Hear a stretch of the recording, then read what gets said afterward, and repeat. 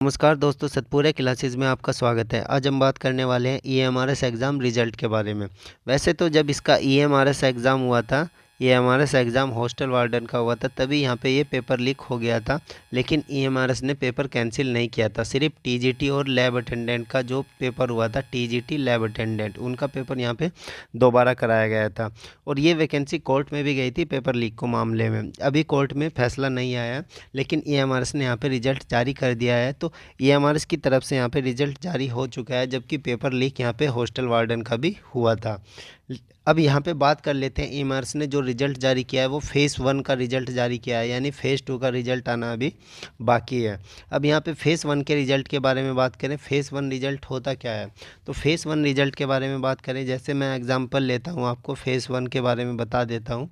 Hostel warden की बात करें, हॉस्टल वार्डन में टोटल पोस्ट 669 थी।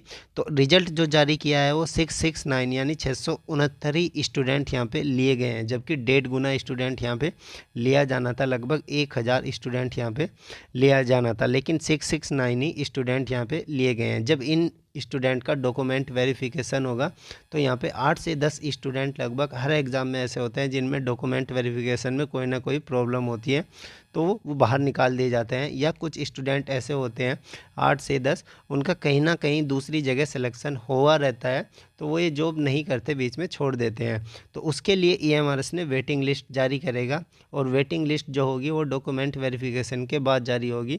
और जो वेटिंग लिस्ट है वो 10% सीट, यानी अगर 669 इसका 10% लगभग 66 स्टूडेंट का यहाँ पे वेटिंग लिस्ट यहाँ पे जारी होगा, और ये 1 साल तक रहेगा। यानी 1 साल में अगर हॉस्टल वार्डन का कोई स्टूडेंट जॉब छोड़ता है तो यहाँ पे 66 स्टूडेंट में से सेलेक्ट कर लिया जाएगा। तो ये वेटिंग लिस्ट 66 स्टूडेंट की यहाँ पे रहने वाली है। जैसे एग्जांपल ले लेते हैं टीजीटी इंग्लिश का। टीजीटी इंग्लिश में 246 स्टूडेंट ऐसे थे जिनका रिजल्ट जारी है, जबकि 246 ही यहाँ पे पोस्ट है। तो टोटल यहाँ पे 240 और 246 ही है।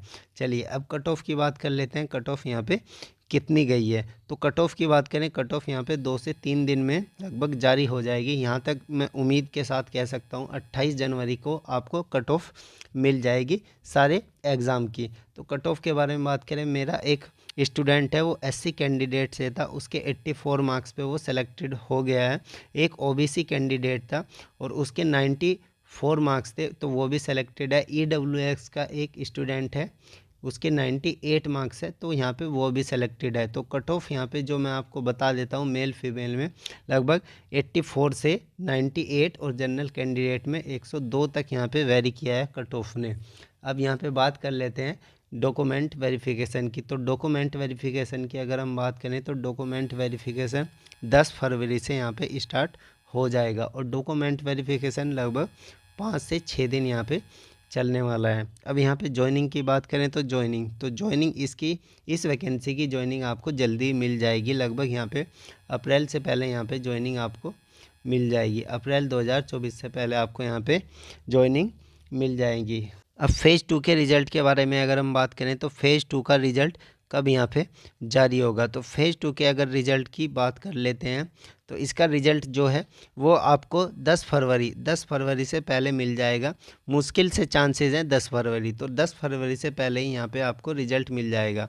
वैसे उम्मीद ये भी जताई जा रही है कि रिज़ल्ट सेकंड फेज़ का रिज़ल्ट ना देके ये 10% वेटिंग लिस्ट पहले ही जारी कर दी जाए। तो क्या तो फेज़ 2 का रिज़ल्ट जारी होगा या 10% यहाँ पे वेटिंग लिस्ट की ये नोटिफिकेशन यहाँ पे जारी होगा। जहाँ तक उम्मीद जताई जा रही है 10% वेटिंग लिस्ट जारी होगी पहले।